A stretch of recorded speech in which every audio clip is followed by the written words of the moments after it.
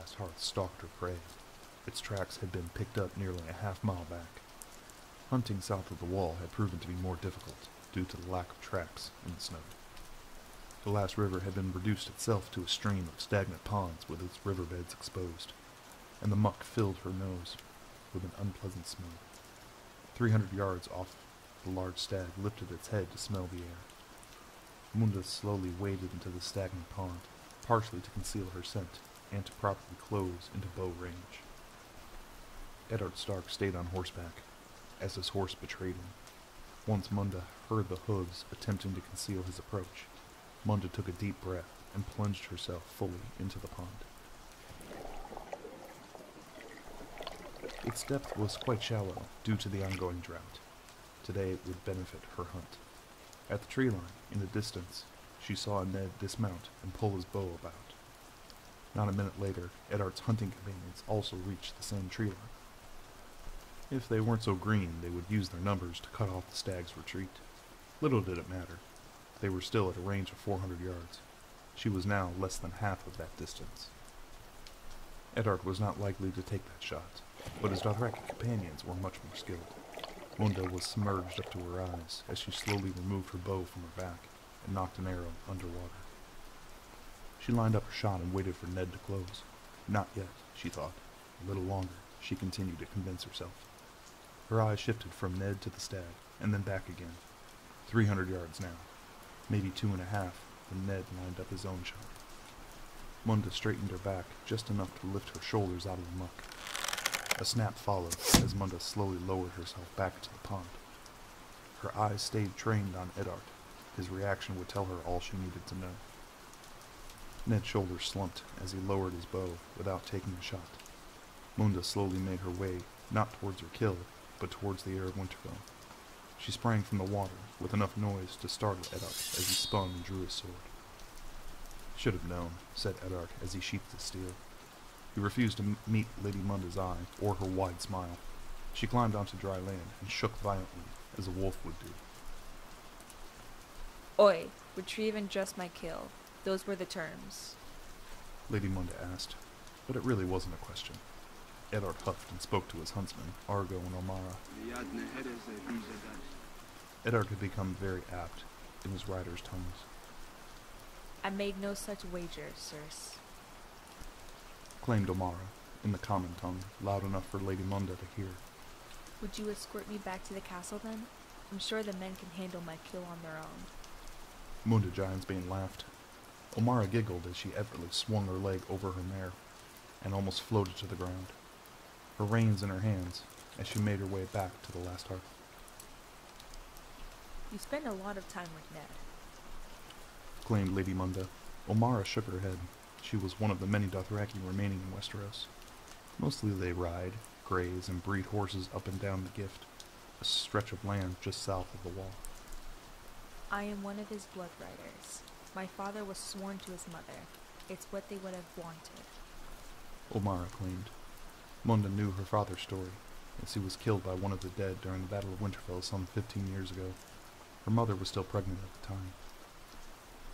He seemed to embrace the culture, just as his mother.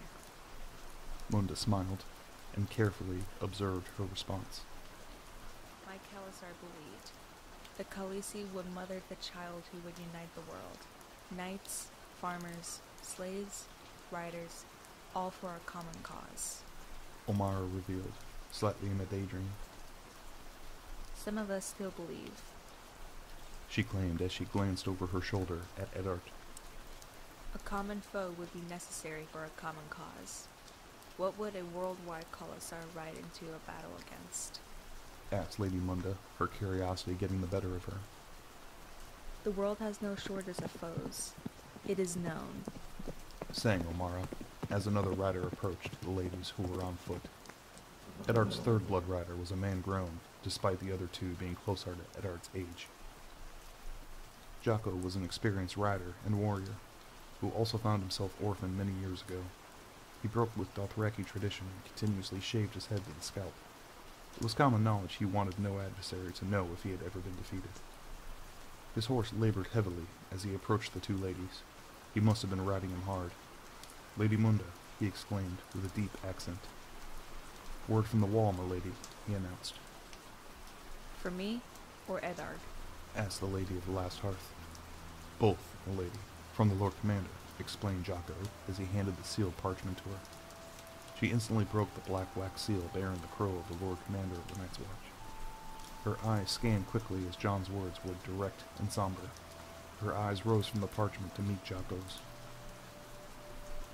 Lord Eddard is at the west bank of this pond. Please relieve him and send him my direction immediately, asked Lady Munda. Jocko agreed, and with an approving grunt, he sped off after him. You as well, Lady Munda directed Omara. The young woman quickly leapt on her mare and sped off, hot on Jocko's heels. Munda reread the letter multiple times, trying to ensure she did not misunderstand. Her heart sank at the news. She wasn't sure how she was going to tell Ned. Munda still had not known motherhood, but little Ned Stark, she felt as if he was one of her own. He could have stayed with his father on the wall, or with his uncle Bran in Winterfell, but he chose the last hearth and placed himself under her protection. He constantly traveled the north, but the last hearth always felt like home to Ned, or at least so he claimed.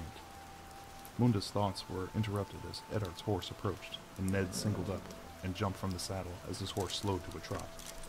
Munda's sorrowful face communicated her mood, and Ned seemed to take notice. Your father wrote from Eastwatch. She stuttered. Ned held out his hand, asking for the letter. For a moment, Munda just watched him, waiting for the grim response. The letter fell to the ground, and Eddard buried his face in his hands. I'm so sorry. I know you and Sam were close. Munda consoled him with a hand on his back. I need to ride to Eastwatch, demanded Eddard, his emotion now fading from his face. We have 60 horses we need to deliver to Molestown.